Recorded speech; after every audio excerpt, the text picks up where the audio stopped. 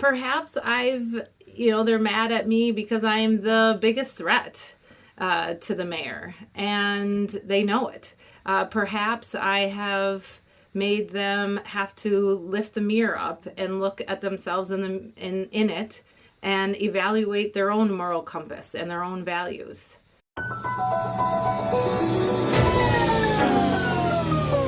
We're rolling. We're rolling. Calling all cat people. This is a real thing. Real thing.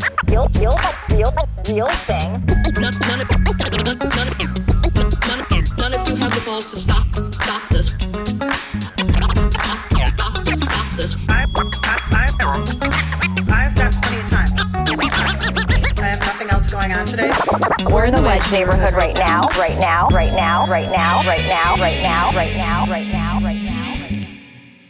You know when you've been trying to do something for a long time and you're like, gee, I hope this goes well, because it finally happens? Yep. That is today, because I've been pursuing you, Emily Koski, for a long time, because I want to talk to you for a long time, and I hope this goes well. Are you also? How are you feeling? I hope it goes well. I'm excited. I'd like to do something when we're outside too, not in this frigid weather. Maybe we can do that tandem bike ride, or I don't know if you play pickleball, but we could do a little pickleball action or something too. That would be interesting. A pickleball podcast. I kind of like that idea. Or we could do a bike ride. I like that too. So yeah, but today we are indoors, thankfully. My children are, safe and sound in the house because school was canceled today. So I had to get everybody off the internet. Please do not be on the internet.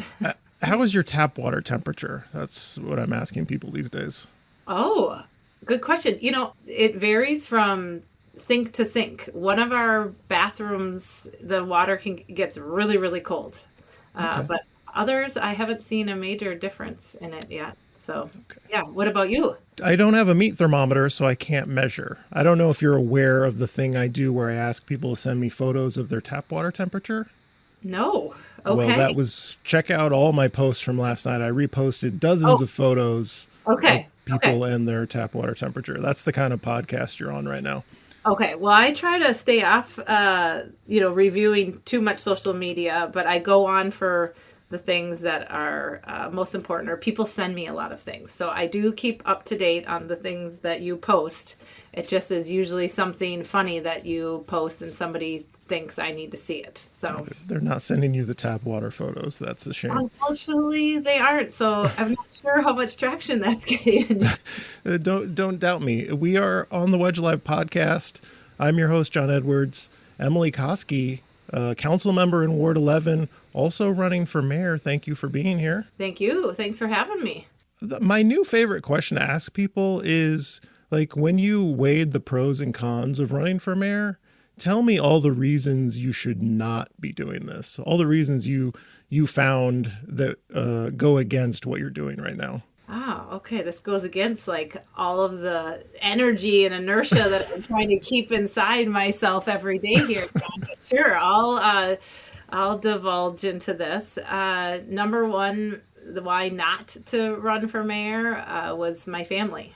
I have a 6th grader at Justice Page, and I have a freshman at Washburn High School, and my husband Mike, and we have a new little dog. Her name is Birdie, and it will take, and it is taking, a tremendous amount of time and effort and energy for me and my family to do this. And so to make this decision, it had to be a family decision as well, because I know not only just running and doing the campaign, but the job itself. And they know, they've gotten a little preview of what it's like to be in a family with a council member.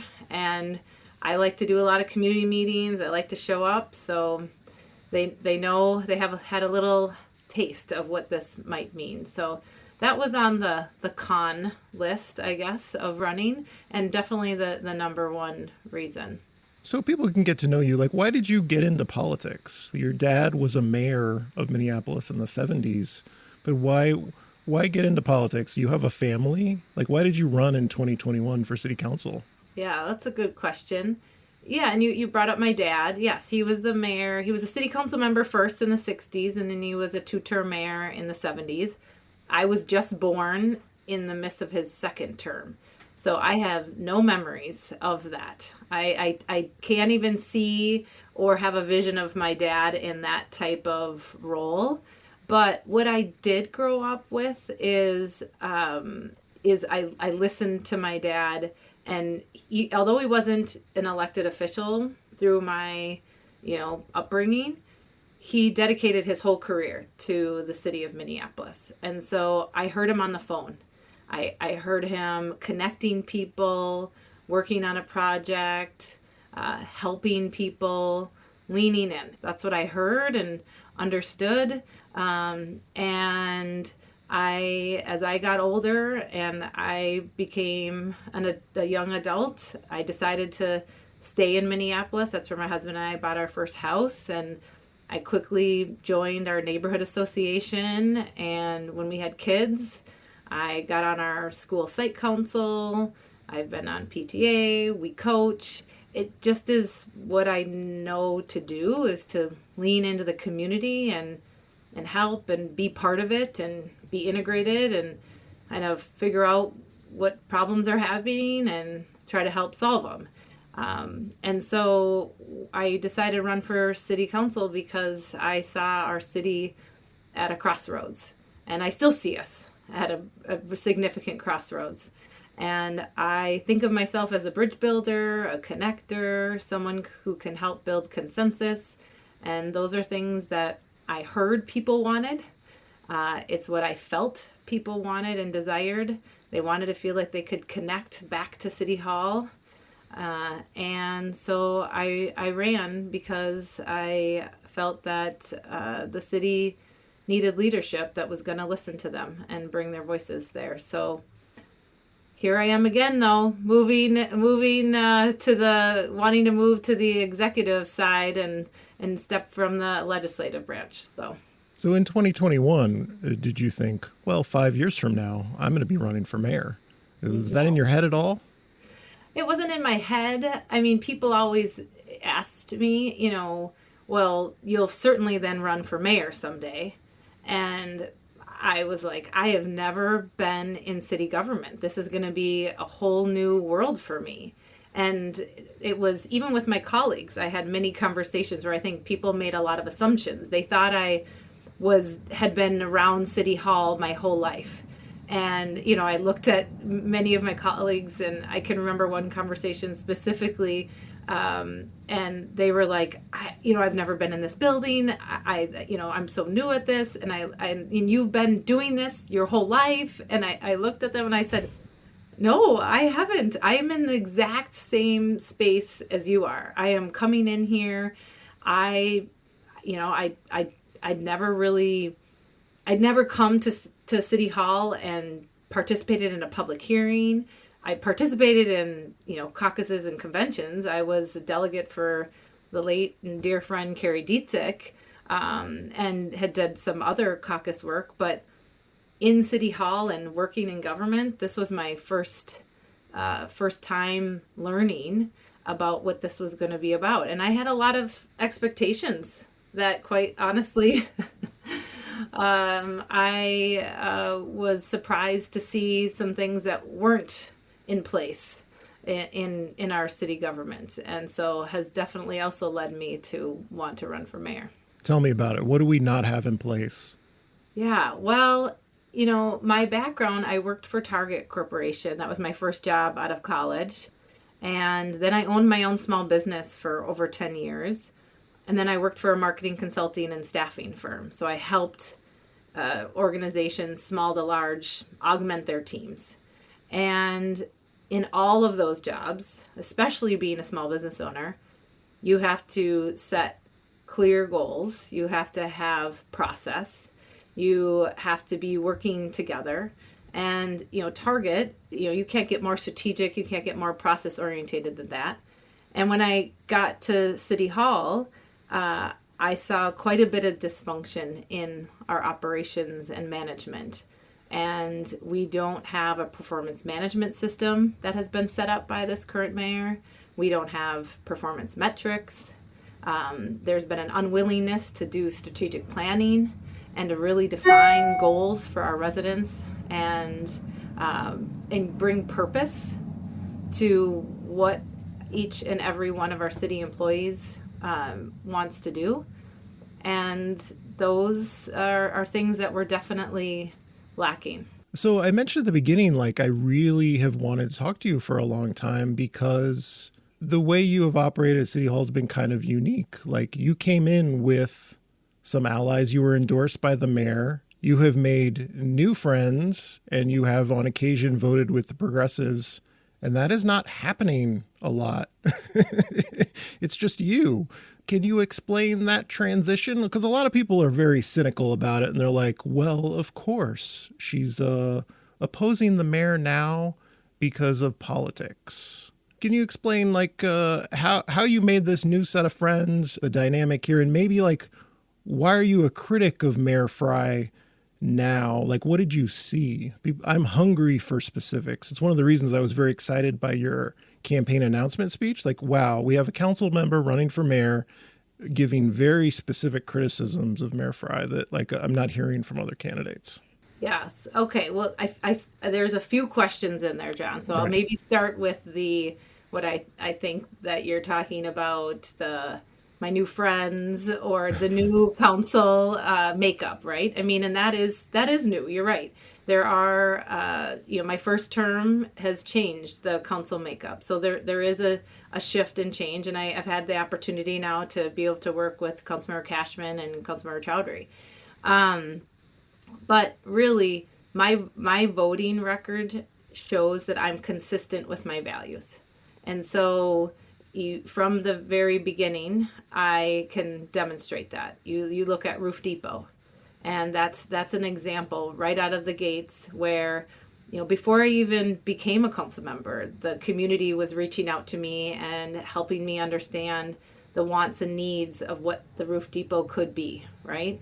And I worked with Councilmember Chavez, and I saw a tremendous amount of inertia and support for a training center that had gotten left off the table, and wanting to know and make sure that wasn't what we did at the city, because we value making sure that we're supporting and building job opportunities that are right here in the city. And so that I supported Roof Depot. I can't wait until they are, I can't wait to be at that ribbon cutting. I can't wait to see what that community brings to fruition to support that area.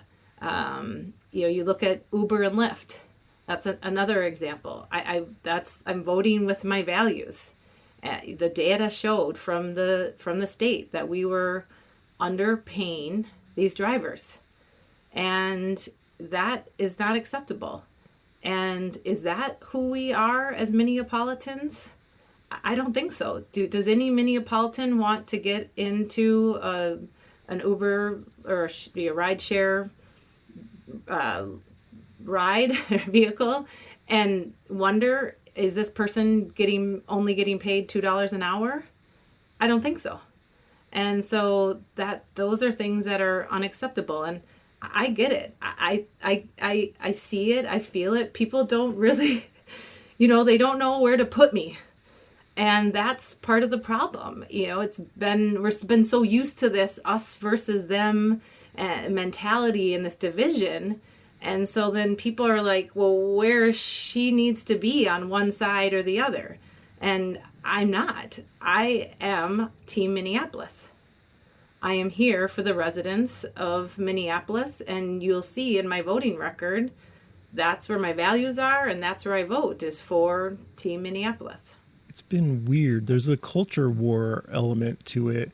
I've noticed like the people from the all of Minneapolis side, people close to Mayor Frey, seem very angry about your candidacy in a way they are not angry about people who are, we have a socialist running for mayor. We have Omar Fateh running for mayor. They don't seem as angry at him as they are at you, even though I would not argue that you have been inconsistent in your votes at all. But you are voting in a way that's not seen as, well, you're not voting with the mayor. You're not voting right because you're not with the mayor. You're not with his allies on the council on this. Even if it's completely consistent with things you believe and have believed. What is my question here? Do you have a response? I guess perhaps they're mad at me because I'm the biggest threat to the mayor, and they know it. Perhaps I have made them have to lift the mirror up and look at themselves in it and evaluate their own moral compass and their own values. And so I can say that I know that who I am and what my values are, and I want to center the residents of Minneapolis. You have to hold many truths in your hands at the same time in this job. And we have to look at the big picture. We have to look at long-term solutions. And so you can be upset with me because I go against the mayor, but perhaps we should be asking the question, why? I wonder why. And maybe instead of just being angry and threatened, you could say, I wonder why. I wonder if she has something interesting and important to say. And I wonder if maybe there's a solution. Give me the case against Mayor Frey. Why you, not him? I don't think people understand. Target this at the people in the middle who are like, I kind of like Mayor Frey. He seems like the normal, rational one. Literally every member of the city council is too far out there for me. I'm lumping them all together. Why is City Hall not working well? What is the case against Mayor Frey? Why do we need a different mayor? I am fundamentally a very different type of leader. My leadership style is making sure that we work together with people. I'm a bridge builder. I'm a connector. I want to build consensus. This is the opposite of what we have today. You just asked earlier about just everybody, lumping us all together as the council and, being against the council and the mayor's just against us. That's not leadership. Leadership isn't about just being against something. You have to actually be for something. And as a leader, you need to bring people with you and do that work together. And the council is yearning for that. We have council members who they want to work more closely with the executive branch. They want to be able to collaborate and build trust and connectivity. And that is fundamentally not happening right now. And so that is completely holding us back. And so this narrative of just saying, well, it's the council's fault. We have a new government structure with a strong mayor system. That means we need a strong mayor. We need somebody who is going to lead us through that.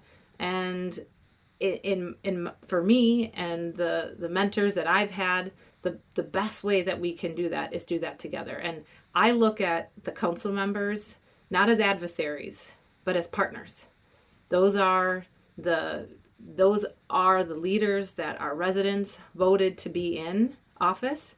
Whether I agree with them on everything or not, they have an election certificate just as the mayor would. And that is who I need to work with in order to move us forward as a city. And it just isn't working to just be against us. And so that's at the heart of it. So I talked to Steve Brandt recently, and we had a similar line of conversation, and he gave the normal response, which is like, well, it takes two. If there's dysfunction in a relationship, it takes two to make that happen. And I think some people are probably thinking, well, both sides, both of you do better. And so I'm specifically thinking of the agate shelter funding. The council has the power of the purse, and it feels like if you guys decide we want to fund this thing, it should be fairly straightforward for you to say, I'd like to know how much money we have, how much money is available, and can we allocate it in this way? Like, it is our right to do that. And it felt like it was not straightforward. And I wonder if you can like describe how that went, because the mayor afterwards, after you allocated the money as a council, was like, no, we don't have this money and it's going to cause us to have to cut all these things. North Commons Park will need to be cut. North Commons Park did not end up being cut. But like, what happened there? I think, that's a great question that you're really going to actually have to ask the mayor on. But because you're right, we can allocate funding. That is our right? And we did. That's what we wanted to make sure, that we supported maintaining shelter beds. And that is important to our residents. I think that's a common goal that we have across the city. And so we wanted to do that work. How the mayor, at one point said, well, I guess I'm going to have to make, lemonade out of lemons. Well, it's your lemon tree. And so it was him that chose North Commons and put that out there. That to me is a very typical political move. I don't know if you've heard of the Washington Monument ploy, but when the federal government went through a similar type of situation where they needed to cut budgets, and they asked every director to come in and say, I need you to cut and make a cut. And the head of the national parks came in and said, oh, I'm going to cut the national monument, knowing fair well that that was the building that all those legislators were going to have to look at every single day, and they were going to get thousands of phone calls from people, and to hear that I had a trip to come to Washington, D.C. and wanted to go to the Washington Monument, and why is it closed? Right. Why would you close the Washington Monument? Why would we not allocate money to North Commons? Of course we don't. We weren't going to do that. Right. That is a great example of not having transparency, not having trust, and really trying to blame somebody else because you weren't going to get the credit for that support. I don't know if you read the All of Minneapolis emails. All of Minneapolis, for those who don't know, is the mayor's. It's a PAC run by the mayor's friends, and they send regular emails, and I read them religiously. They made a big deal recently about homeless encampments and how it is the city council's fault. Encampments should be illegal. There's currently no effort to change the fact that homeless encampments there's an ordinance against that in the city. They also downplayed the fact that the mayor is in charge of enforcement of that ordinance currently. It seems to me you can't blame the fact that encampments exist on them not being illegal, because they currently are. I've also noticed that Jacob Frey has kind of a rhetorical advantage on this issue, because he is the only one willing to say, I have a zero tolerance policy for homeless encampments. These are not safe. They are dangerous. We're not having it. It's unacceptable. And everyone else is trying to be a little more nuanced on the issue. And he's getting away with it because he can take this hard line on a thing that he's currently responsible for. So do you see the trouble I'm having? What's the solution on homeless encampments, and how do you communicate it in a way that is satisfying to voters who really see this as like a 911, I need this handled right now kind of emergency? Yeah, I mean, yes, you're right. He can say what he wants about it, but he has not created any solutions and taken any action. And I think we all agree that we want to create safe and dignified housing for individuals. We don't want people to be living outside. We want to make sure that they have a safe place to go at night. I mean, look at where they close schools today because of how cold it is. And my entire tenure on this council, we've been talking about this, not just around the cold times, but the hot times. And when it's really hot out, what do we do to help and support individuals? And, obviously we've seen Jacob has overpromised and under-delivered on this, this promise that we were going to end homelessness. And the reality of this is that we need to make sure that we have short-term, medium-term, and long-term solutions to help support our residents. We need to make sure that we have coordination with the city, the state, and the county. And I believe it's the city's responsibility to be centered in that and take responsibility for that project management and that coordination. These are our residents. These are our neighbors. Why would we wait for the state to do something? Why would we wait for the county to do something? We haven't been creative and had creative solutions. To your point, we have not changed our ordinance, but we haven't had any creative solutions since the development of Avivo Village, the tiny homes. So we're going on 5 years since we've had creative solutions. We do have ordinances that are coming down the pike to think about safe outdoor spaces. We have been exploring options and ideas that have happened in other cities. But that, to your point, is on the mayor's and the operations side. The council can create policy and can lift barriers in order to do and implement something, but we cannot oversee, and we get our hands slapped by the administration anytime we even step in to want to have an idea or a thought around operations.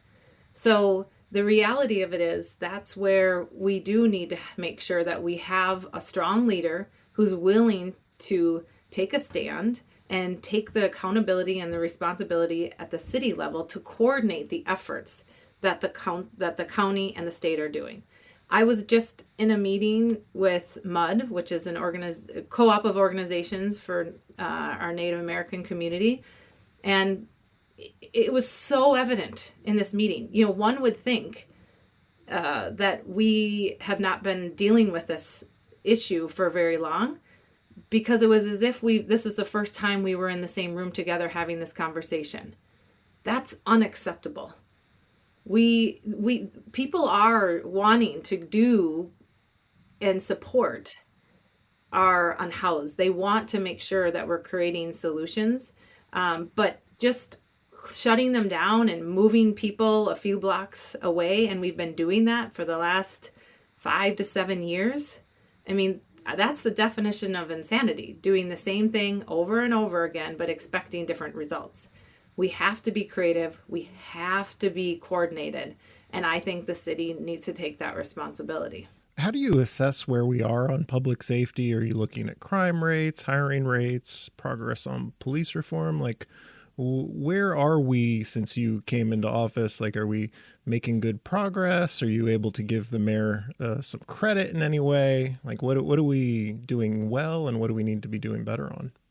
Yeah. Once I came to office, I only know the new government structure, right? So I came born into that new government structure, which we had the Office of Community Safety. And so we're standing that up. So when you think about the tenure of our city and how long we've been a city and a governing body, having Office of Community Safety, it's a very short period of time. And I have worked really hard to help Ward 11 residents see the evolution of that. When I got into office, that didn't really exist. Then we started that. Then we hired our first commissioner. And then we started to really think about how do we build this this ecosystem out. And we're still seeing these iterations where we have the Safe and Thriving Communities report that we're going off of. But what we're not seeing is the actual work and the results, and some results. I don't think residents are feeling and understanding what this really means for them. We soon, in the next year, we are going to see a South Minneapolis Community Safety Center. That's a new, innovative way to think about how we're integrating all of our public safety ecosystem. So that is new. But where did we go wrong? We saw in our capital budget this year that they were wanting to support just a 4th precinct. And to me, why would we go through all this work and to build a South Side Community Safety Center and then just go ahead and just do a fourth precinct in North Minneapolis. That doesn't make sense. I mean, I thought we were, building towards the future of what public safety looks like in the city of Minneapolis. We have this huge opportunity to really build that out. And, now, as you know, we're going to be under a settlement agreement and a consent decree for our Minneapolis Police Department. And frankly, it shouldn't have taken us this long to actually implement some of the things that are in that consent decree. Many of the things that are in there we can utilize across our public safety ecosystem. Our fire department, we shouldn't be just thinking about recruitment and retention of our police department in new and innovative ways. We should be thinking about that for our fire department, 911, for our non-emergency response as well. And so there's a tremendous amount of opportunity there to really build out our public safety ecosystem in a way that works for our residents, that they get the response that they need. But like I said, we didn't need to wait this long to get to do the work.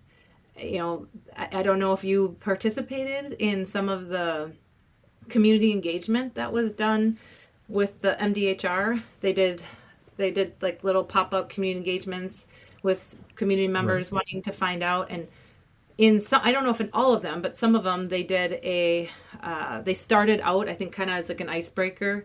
They had people watch this documentary called Over-Policed and Underprotected. And it was by these professors, one at St. Thomas and one at Augsburg. And it was all revolving around the year 1975 and how that was a pivotal moment in the city of Minneapolis, and how we were watching how the police brutality had come to a climax of a point where we needed to have leadership that said, we're not going to tolerate this anymore. We need transformation in our police department. And it was after that meeting, I went up to them and said, you're talking about the year 1975. You're talking about the leaders. I said, that was my dad. He was the mayor. And they said, yeah, he hired this young police officer that was a Minneapolis police officer currently in the city of Minneapolis. And he was innovative. He was creative. He was bringing on support around different reform efforts, around wellness for officers, around bringing behavioral, like social workers into response times, and doing more community engagement. These are all things that 50 years later, I guess we didn't listen to them.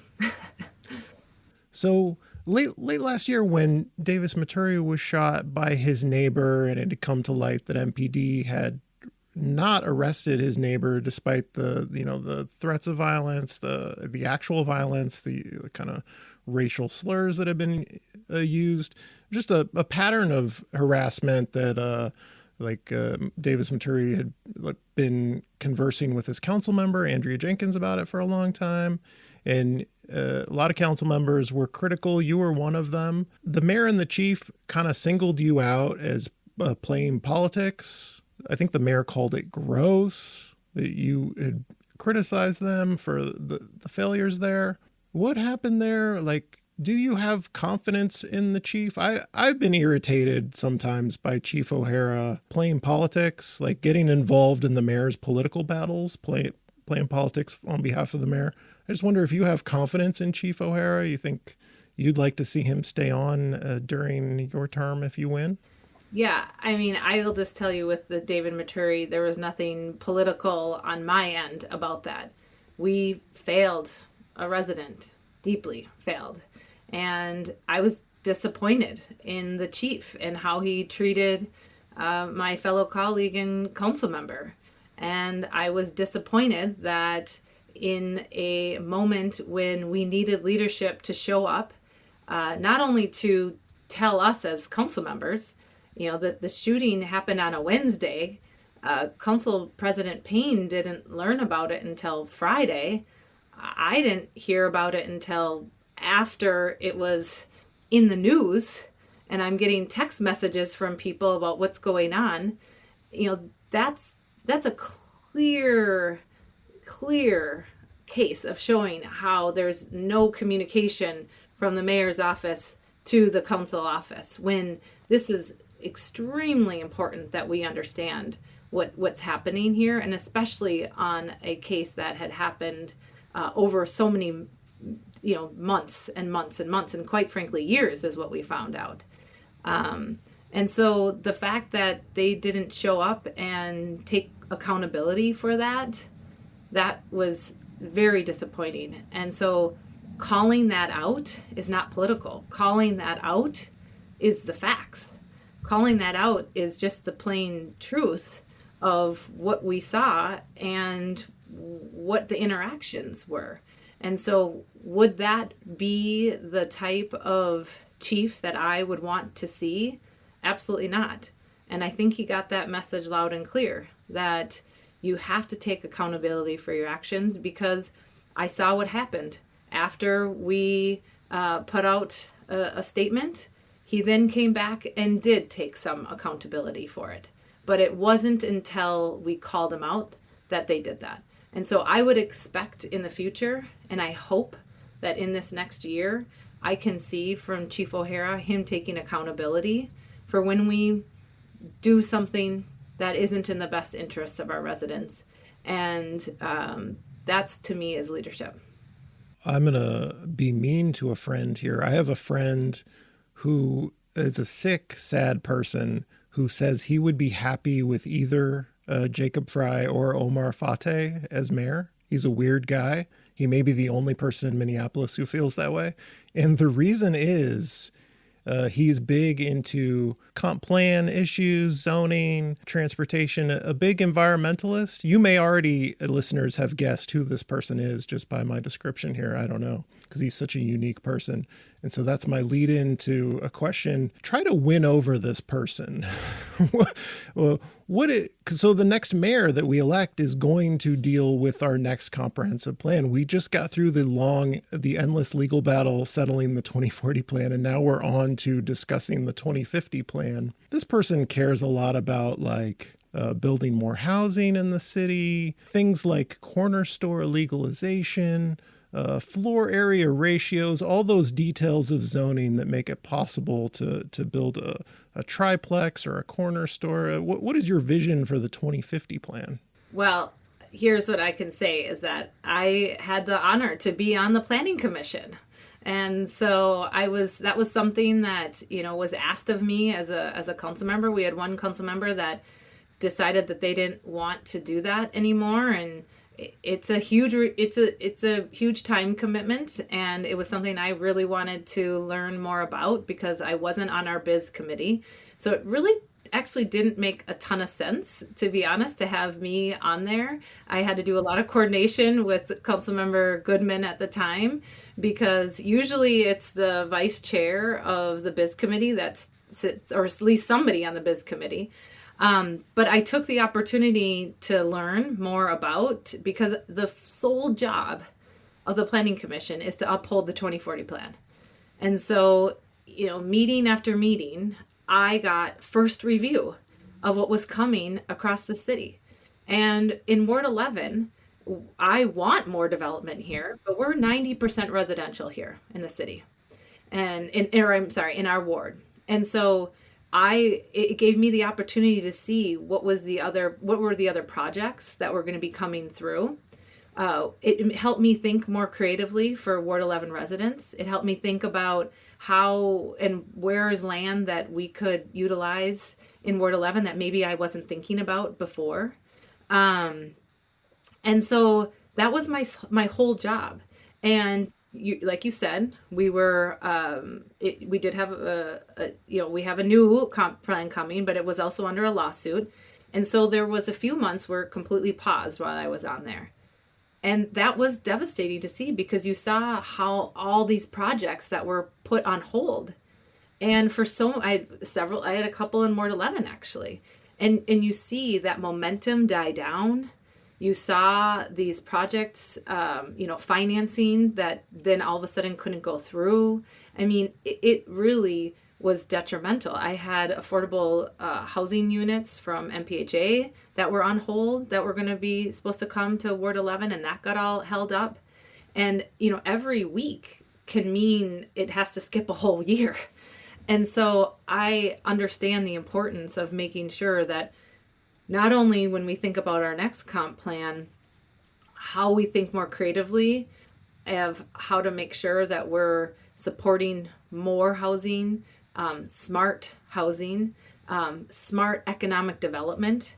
You brought up corner stores. That was brought up while I was on the planning commission. That was something that I supported. I think we have to think of this all encompassing. We have to think about the way we work now. I mean, will the pendulum swing and will we all go back into work in our office again? Or will there be a little bit of an in-between and a medium? Maybe some people are going to work full-time in the office. Maybe most people are going to work 2 to 3 times days in the office. But will that mean that in our neighborhoods and in our dense neighborhoods, we want more corner coffee shops and laundromats and other services closer by us? That's possible. So what at the city can we do to lower those barriers? And that's the type of thing that we need to be thinking about when we think about the next comp plan. Some of the most controversial pieces of the comprehensive plan, actually with the 2040 plan, was around the communication rollout and the community engagement.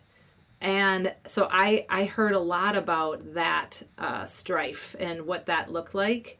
And that's going to be extremely important with the next comp plan, is that we are lockstep with the community. We have clear communication. We have very robust engagement.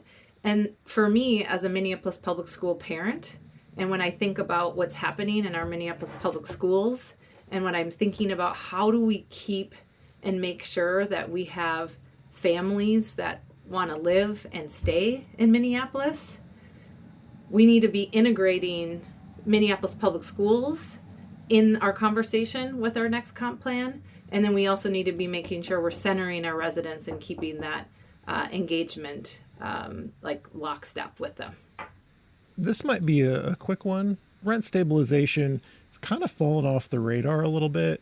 And so I wonder, maybe this is a multi-part question, if you think we have anything to learn from St. Paul's experience with rent stabilization. Is there any version of the policy you think you would find acceptable? Like where are we with that? Yeah, it's a great question, because you're right. I feel like that conversation has died down a little bit, and it's a tough issue.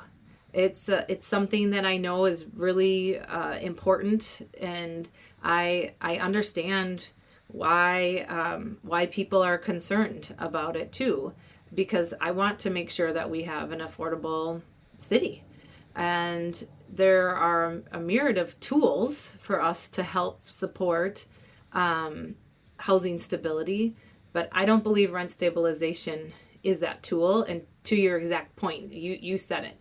We have St. Paul to look at, and we can look to see what's happening right next door. And we don't have time and we don't have money to be fooling around with tools that we know aren't going to support our residents quickly. And we have seen in St. Paul how it's been more detrimental. And we just talked about the 2040 plan. Those two would be in conflict with one another. Here we want to create more density, more opportunities for economic development, more housing opportunities. And we see in St. Paul how that has done the reverse effect. And so they're completely in conflict with each other, and it's not something that I could see myself and that specific tool getting behind. But I do know that there is a lot of other tools that we could support, and we could get support together. Is the Wedge Live podcast too long? That's a hard question. Do you think the Wedge Live podcast is too long? You mean like people have to sit here and listen to us for? No, I'm thinking of you. I'm thinking of my guests. That I wonder, like, do I do this wrong? Did you see me looking at my watch? No, I didn't. No, I hope you weren't looking at your watch. I didn't see that. No, I mean, I'm enjoying this. I do like, I prefer like a walk and talk. I mean, even when I was Yeah. at my last job, in COVID with my clients, you would have seen me around Lake Nokomis and Lake Harriet. I'm like, all my clients, that was my big thing. Like, hey, does anybody want to meet me out for a walk and talk? Because I started to get kind of antsy. Yeah. Sitting here. So that's why the pickleball podcast sounds like it could be in your future. I don't like the idea of shouting at you across a net. I don't quite like that, but I like the idea of a bike ride. Okay. All right. Which neighborhood would we go to first? So the guest chooses. We would maybe in Ward 11. I don't know. You're running for mayor, so it could be any. What area of the city are you targeting especially that you would choose to have the bike ride in? Well, let's see here. I grew up in Northeast Minneapolis, so I do know Northeast very well. And Northeast to me, that's a wide span. My grandparents lived in the house. It's now called Antiquified. It's a little shop that they turned my grandparents' house into a shop. It looks like a gingerbread house.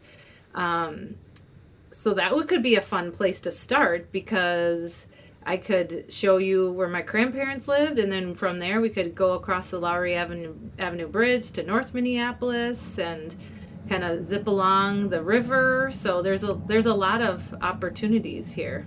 Okay, sounds like we have a plan. I still have a transit question left to ask, so let's get right to it. Okay. So I walk and I bike and I take transit places. I don't own a car. Transit is very important to me, and one of the most traumatic experiences of the last couple of years was the Hennepin Avenue bus lane fight. And so we ended up with bus lanes that are parking most of the day. I was bothered particularly by the fact that the staff recommendation got changed because what felt like politics to me. We had Metro Transit asking for the full-time lanes. We had state legislators asking for it because we funded the $60 million transit upgrade. And gee, it would be nice if it's successful. The city also had data showing that bus lanes needed more extensive hours. It would be harmful to transit if the hours weren't extended a little bit beyond what they ended up being. And so I'm just wondering, like, what would your process be? Here's an easy one. Are you pro-transit? Do you support transit? And also, like, when these conflicts happen where there's a debate between, are we going to be pro-transit? Are we going to support these transit investments? Or are we going to respond to the very compelling arguments, emotionally compelling arguments about parking and how if we lose this parking, it's going to just destroy small businesses?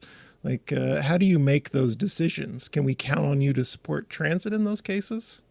Yeah, well, so easy answer, yes, I support transit. I also sat on our Transportation Advisory Board, TAB, which is a multi-jurisdictional, multi-city board, where obviously the city of Minneapolis was constantly pushing our agenda on many other cities and making them aware. And we were the most innovative, right, of most of the cities that we were in, counties that we were talking to. But in these situations where, again, I used this terminology before, we have to hold two truths in our hands at the same time. And I think with really strong leadership, knowing that we were going to have this type of project coming, that's where we need to do that engagement with our small businesses. That's where we need to be working lockstep with the state and thinking about how do we support our small businesses beyond the parking, right? I mean, how do we think about the vitality of Uptown? And we had that opportunity. That's once again a missed opportunity to really support the vitality of Uptown, apart from the fact that we also want to have a new and more updated transit form coming through that area, because long term, we see where this area is going to be. And so those are the things that, like, the amount of pre-planning and the support that we need to do on the up front is so important and so vital. And I think that we completely missed the boat on that in this instance. And so then you saw us arguing at the end and having those complicated conversations. But I do think that, you talked about hand memory, so I can't not say that we've got to think, that was a missed opportunity of what happened in Uptown and what's happening. And it's a great opportunity for us to get this right for our residents, because it's a place that we have tourism. People love Uptown. They think about what, I myself, this is where I grew up, going to Uptown and hanging out and as a young adult and in high school. And right now, if I said to my freshman son, like, hop on the bus or hop on your bike and go to Uptown, he'd be like, what do I go do? We have a movie theater. There's still a movie theater. Tell him he can go to the movies. All right, you can go to the movie theater. That's fair. That's fair. But he could go and ride his bike around the lakes, but then, maybe grab a bite to eat. But I was down there shopping, hanging out. It was the cool place to be. And we need to bring that back. So I met your son at Holidazzle, and one thing I will say, a nice thing about your family, is he seems like he could be at an age where he would be surly to, like, his mom's, like, mom introduces you to this man from the internet that he's never heard of. And, like, I would totally at that age have blown me off, but he was very cheerful and, like, did a good job pretending to be pleased to meet me. So, yeah. Well, you asked me about in the beginning part of, list what was the reason why not to, right, run for mayor, right?